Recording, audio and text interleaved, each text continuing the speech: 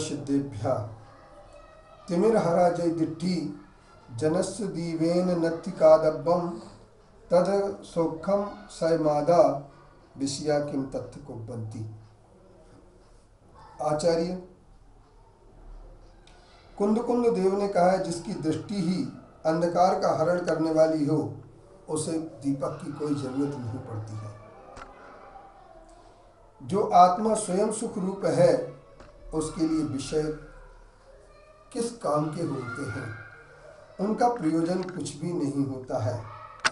इस दृष्टि से हमें यह बात फलित होती है कि जिसने ब्रह्मचर्य की साधना कर ली है, जिसे अपनी आत्मा के अंदर सुख की प्राप्ति होने लगती है, जिसने वाणी पर संयम रख लिया है, जिसने अपने अंदर के अब काम उत्तेजक विचारों को ही त्याग दिया है, ऐसे व्यक्ति के लिए स्त्री किसी भी प्रकार से काम विकार उत्पन्न कराने में सक्षम नहीं हो सकती है।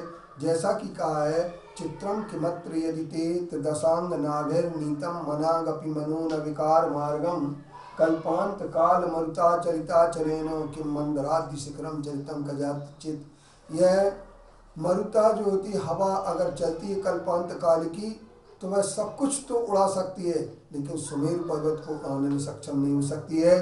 ठीक इसी तरीके से जिसने जीवन में अपने आत्मा के अनंत सुख को प्राप्त करने के लिए आत्मा के अंदर चैतन्यमय सुख की स्थिति को प्राप्त कर लिया है, उसके लिए किसी प्रकार से भी काम प्रभावित नहीं कर सकता है। और काम प्रभावित न होने के कारण से, काम विकार न होने के कारण से उनके अंदर लज्जा, और जिसे कहते हैं लज्जा, कभी भी आ नहीं सकती है।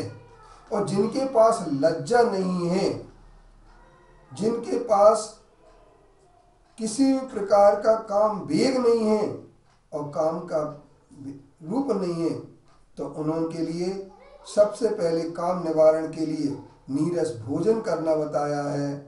इसके ऊपर ऊनोदर बताया, कायोत्सर्ग बताया, ग्राम एक स्थान से दूसरे स्थान में ज़्यादा नहीं रहना बताया, आहार त्याग बताया और स्त्री संग के प्रति विमुख बताया। लेकिन जिसने काम वेग को जीत लिया, इन 6 चीज़ों में किसी प्रकार की वस्त्र के लिए काम वेग को जीतने का उपाय नहीं बताया गया है।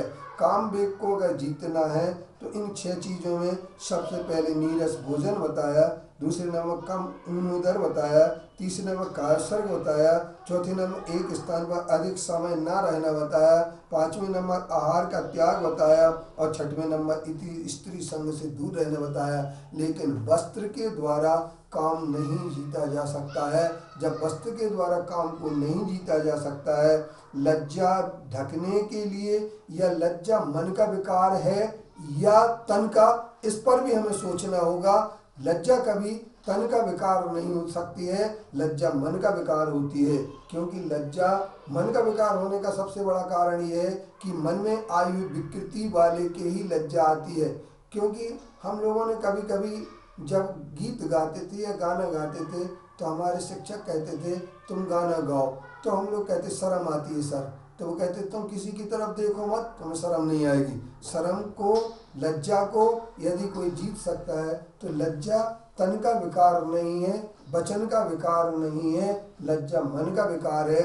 और काम विकार के कारण से ही व्यक्ति को लज्जा का सामना करना पड़ता है, और लज्जा परिचय।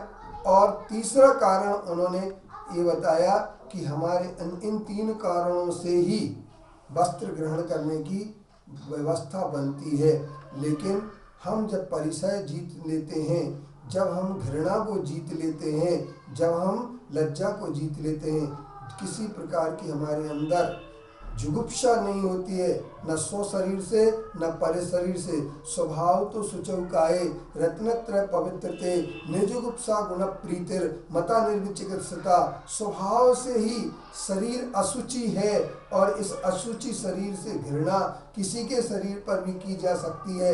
लेकिन एक ध्यान रखना, जिसने घृणा, लज्जा और परिचय तीनों चीजें जीत ली हैं, उसे वस्त्र की आवश्यकता नहीं पड़ती है।